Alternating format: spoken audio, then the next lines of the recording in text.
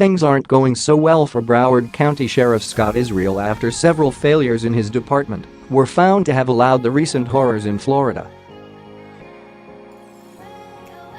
Too bad for him, he just got more bad news as a female police chief dropped a brutal hammer on the cowardly sheriff's head, and it took her just one word to do it. The liberal media has been doing their best to keep the focus on guns these days, but they haven't been very successful at this point.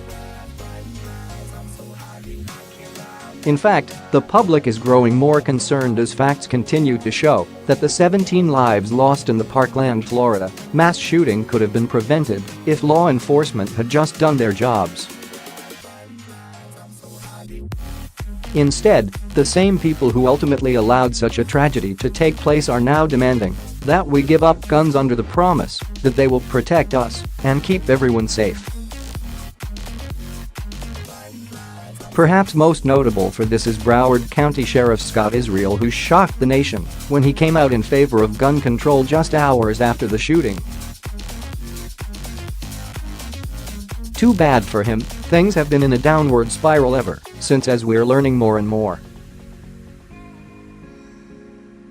Not only do we know that the shooter was well known to law enforcement, but he had personally been visited on several occasions by police officers.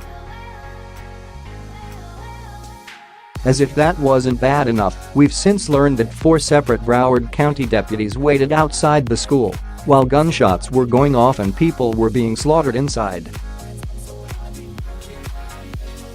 Of course, Sheriff Israel has tried to shift blame, saying that the individuals who personally dropped the ball are ultimately responsible, but the public doesn't agree. After all, this guy is the head of his department and is the one truly responsible for everything that happens under his leadership.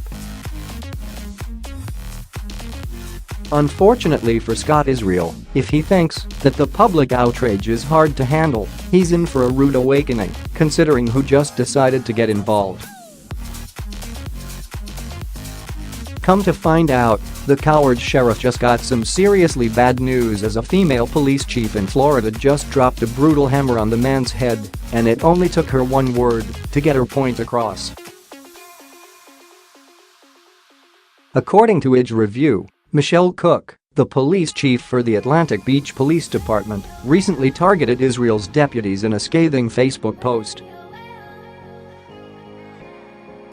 In short, her message was simple: if you don't have what it takes, then quit. If you are a police officer and you think to yourself for even 1 second that you will not be able to run towards the gunfire, please quit now, she wrote. We won't be mad. Innocent lives depend on us to act. Number didn't let him down. However, her rant didn't end there. Michelle's remarks would immediately take off on social media, prompting local news affiliates to come out and speak with her, where she stood her ground, saying that now is the time for people like Sheriff Israel's deputies to ask themselves the hard questions. Michelle wasn't done there either.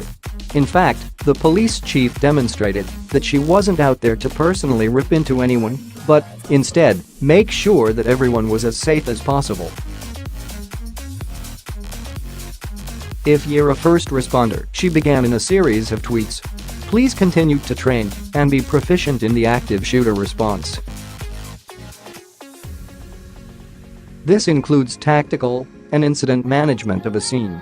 If you don't know what rescue task force, ambulance exchange point, contact team, tactical fifth man, casualty collection point or staging means, and how police firearms all integrate at a scene, then you are already behind the curve. She continued, don't wait for a class. These are concepts, skills and capabilities you can train on your own and with your squad. Then, she implored those first responders to practice. Practice some more with police, fire, EMS, dispatch.